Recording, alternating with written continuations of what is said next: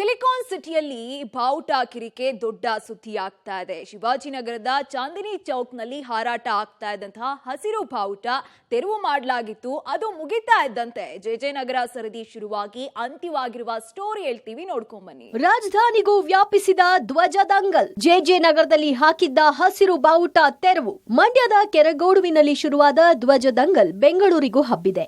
ಶಿವಾಜಿನಗರ ಬಳಿಕ ಜೆಜೆಆರ್ ನಗರದ ಸಂಗಮ್ ಸರ್ಕಲ್ನಲ್ಲಿ ಹಾಕಿದ್ದ ಹಸಿರು ಧ್ವಜದ ಫೋಟೋವನ್ನ ಪೊಲೀಸ್ ಕಮಿಷನರ್ಗೆ ಶಶಾಂಕ್ ಎಂಬುವರು ಟ್ವೀಟ್ ಮಾಡಿದ್ರು. ಇದರಿಂದ ಎಚ್ಚೆತ್ತ ಬಿಬಿಎಂಪಿ ಅಧಿಕಾರಿಗಳು 10 ವರ್ಷಗಳಿಂದ ಇದ್ದ ಬಾವುಟವನ್ನ ತೆರವು ಮಾಡಿದ್ದಾರೆ. ಜೆಜೆನಗರದ ಸಂಗಮ್ ಸರ್ಕಲ್ನಲ್ಲಿ ಹಸಿರು ಬಣ್ಣದ ಪೋಲ್ನಲ್ಲಿದ್ದ ಬಾವುಟ ತೆರವು ಮಾಡಿ ಪೋಲ್ ಖಾಲಿ ಬಿಟ್ಟಿದ್ದಾರೆ.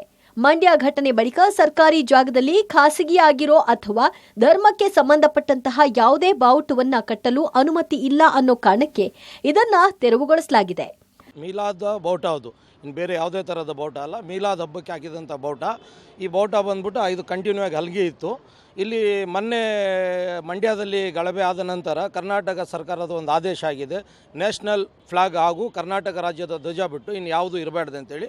ಆದೇಶದಂತೆ ನಿನ್ನೆ ಪೊಲೀಸ್ನವರು ಈ ಧ್ವಜವನ್ನು ತೆರವುಗೊಳಿಸಿದ್ರು. ಅದಕ್ಕೆ ಯಾವುದೇ ಥರದ್ದೇನು ಅಭ್ಯಂತರ ಇಲ್ಲ, ಏನು ಅಬ್ಜೆಕ್ಷನ್ ಏನೂ ಇಲ್ಲ. ಸರ್ಕಾರದ ಆದೇಶನ ಪಾಲನೆ ಮಾಡಬೇಕಾದ ಕರ್ತವ್ಯ ಎಲ್ಲ ನಾಗರಿಕರ ಥರ ನಾವು ಕರ್ತವ್ಯನ ಪಾಲನೆ ಮಾಡ್ತೀವಿ. ಹಲವು ವರ್ಷಗಳಿಂದ ಮಿಲಾದ್ಗೆ ಸಂಬಂಧಪಟ್ಟ ಹಸಿರು ಬಣ್ಣದ ಬಾವುಟ ಹಾಕಲಾಗ್ತಿತ್ತು. ಸರ್ಕಾರ ಮಾಡಿರೋ ಆದೇಶದ ಬಗ್ಗೆ ಸ್ಥಳೀಯರಿಗೆ ನಿನ್ನೆ ಪೊಲೀಸರು ಮನವರಿಕೆ ಮಾಡಿದ್ದಾರೆ. ಹೀಗಾಗಿ ಯಾವುದೇ ವಿರೋಧ ವ್ಯಕ್ತವಾಗಿಲ್ಲ. ಸರ್ಕಾರಿ ಜಾಗದಲ್ಲಿ ರಾಷ್ಟ್ರಧ್ವಜ ಹಾಗೂ ಕನ್ನಡ ಧ್ವಜ ಹೊರತುಪಡಿಸಿ ಯಾವುದೇ ಧರ್ಮದ ಬಾವುಟ ಹಾರಿಸದ ಹಾಗೆ ಆದೇಶ ಮಾಡಿರುವುದು ಒಳ್ಳೆಯ ಬೆಳವಣಿಗೆ ಅಂತಾರೆ ಸ್ಥಳೀಯರು. Nagesh, crime bureau, public TV, Bengaluru.